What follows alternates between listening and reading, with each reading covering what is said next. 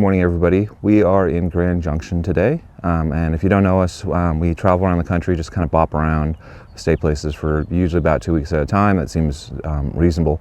However, in Grand Junction, we are only here for a week. We are at Canyon View RV Resort. I'll throw a map up or something and show you guys where we are exactly. Grand Junction's on the left side of Colorado, between Moab and Denver, or Utah and Denver, which is on the other side of Colorado. So anyway, I'll show you the site real quick that we're in. This is our site. Pretty nice site, gravel, concrete pad. This is a dog pen, believe it or not. There's a little door with a latch. See this little door and latch. So if you're interested in a dog site, it's this little tiny thing, and they have a bunch of them kind of scattered throughout the campground. What is kind of interesting is we are on what looks like a inn site, and all the sites are at 45 degrees, which is pretty normal. But normally on an inn site, you end up with this little triangular space, and this campground did something kind of interesting. They actually make that little kind of corner a van site. So today we actually have a neighbor, first time in the whole week where we actually have a neighbor on this side, but it's just a van. There's no hookups except they can tap off our water. Our water has a little splitter on it, but very, very clean campground. We stayed at the KOA last time when we were here. This is obviously Canyon View. This is not a KOA. When we stayed at the KOA, I think I like this place better than the KOA personally. The KOA that's here in Grand Junction. A couple reasons. I like the location of this one better. This one's on the newer part of town where they're doing all the new developments.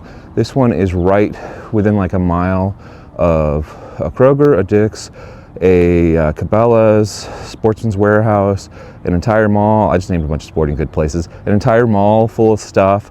It's just really, really, really, really, really convenient. It's what kind of, I just look, it's right over there. I was looking to see if I could hold the camera up and point, but I can't. So it's very, very convenient if you're going to stop in Grand Junction and you plan to do any shopping. It also, I think it's closer to the Colorado National Monument. Unfortunately, it's kind of hazy today, so you can't really see too much behind me, but I'll throw some pictures up or something. I took a bunch of pictures of the background and surroundings around me. There are a couple positive things about this campground, a couple negative things. Every campground has some negative things. The biggest negative thing to me was the pool and the hot tub. They're very, very clean, very, very nice looking, except the pool for us was ice cold, and the hot tub was so hot that you couldn't really even get past your ankles. It was just hot and cold. I wish the hot tub was a little colder, and I wish the pool was much, much warmer. With that said, it's April. Some places obviously don't even have pools open at this point, so maybe that could be part of it also. Then they've got a lot of really, really generous dog walk areas and kind of common areas. Behind me, there's a common area. I'll throw some video up or something. And then there's over there, there's a fire pit area with cornhole. It's just a cool little kind of neat little RV park. So anyway, let's talk about Colorado Springs and less about the RV park now that you've seen every little kind of corner of this Canyon View RV park. What can you do in Colorado Springs, or what did we do while we were here? We went up to the Colorado National Monument. It's everyone I spoke to that knew anything about Grand Junction, I asked them, I'm well, what do you do when you go here? And everybody said Colorado National Monument, Colorado National Monument.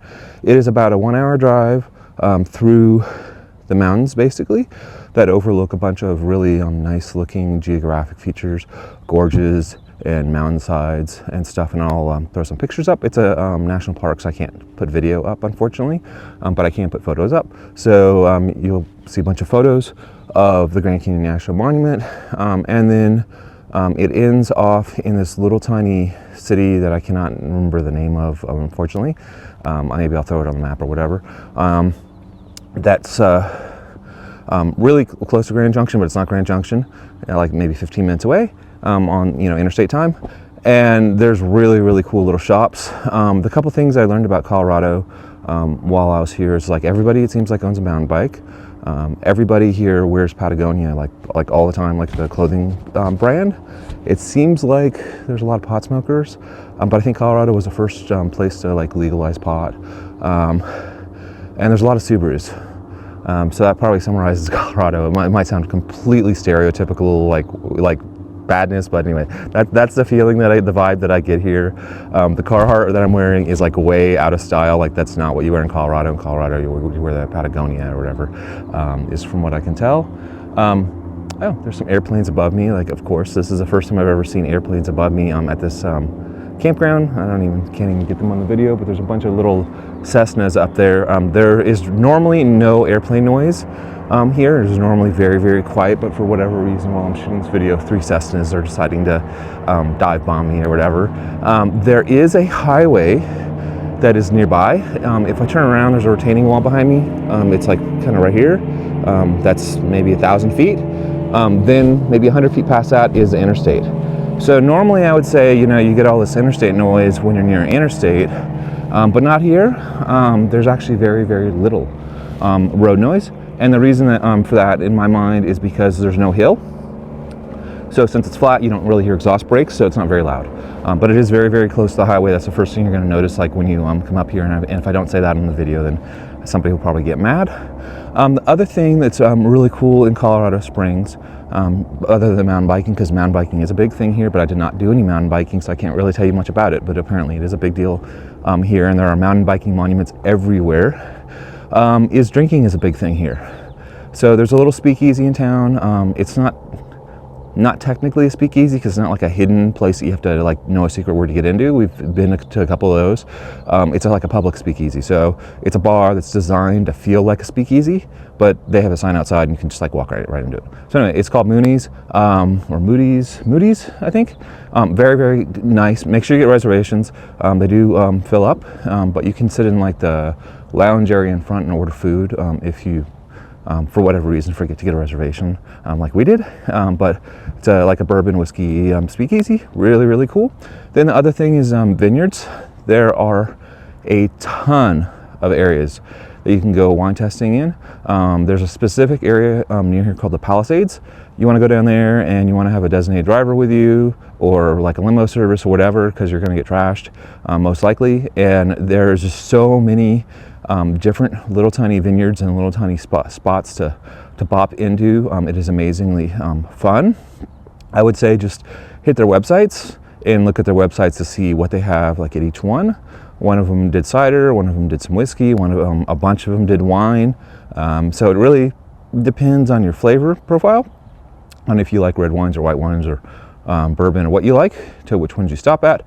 But they all seem really cool. They had all kinds of little kind of different winery atmospheres with like either indoor tables or outdoor tables, or indoor and outdoor tables, or live music. Some of them had food trucks. Some of them had full menus where they actually had like a full-on restaurant in their winery.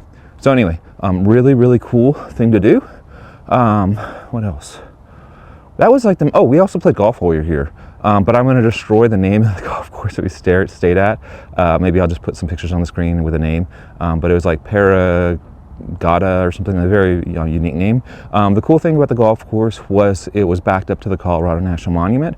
Not the gorges and like the real scenic area, but just the other side of it. So you could see that super cool mountain-esque area around the golf course. And it was an interesting golf course. The front nine was a little bit tighter than like a regular public golf course, because you're kind of weaving between a bunch of houses and housing developments. And then the back nine was wide open, but there was a whole lot of water. So that would be my little kind of spiel on that golf course. But it seemed very, very posh and nice.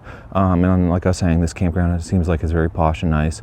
And it's in the neighborhood where it's like the up and coming neighborhood. There's like, they're building houses and stuff around it.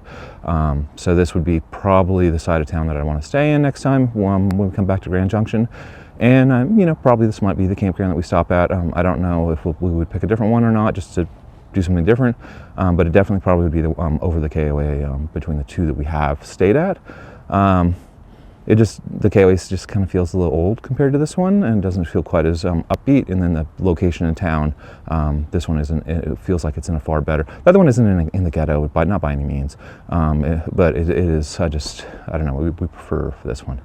So hopefully this helps somebody out that's coming to Grand Junction, and we will see you guys around.